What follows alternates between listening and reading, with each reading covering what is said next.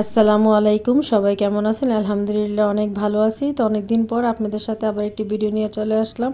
আর অবশ্যই like comment share করে পাশে থাকতে হবে।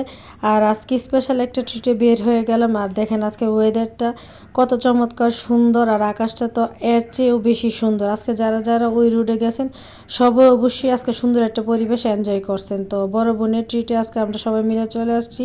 তো আমার সাথে আমার রায়নমণি চলে আসছে। আর এখন সঙ্গের সাথে তো রায়নমণি, আনামণি শ্বশুর বাড়িতে। আর এই যে বড় আপু চলে আসছে।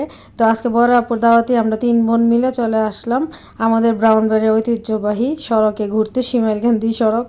আর এই যে এখানে খণ্ডত্বতে চলে আসছি। তবে খণ্ডত্বতে আসার আজকে যে একটা বাজে অভিজ্ঞতা ছিল, এটা আসলে কোনো দিন ভুলবো না। যারা মানে আজকে কালকে বা ইদানিং খণ্ডত্বতে গেছেন তারা বুঝতে পারবেন যে ওইখানে রাস্তার পরিবেশ যে কত বাজে।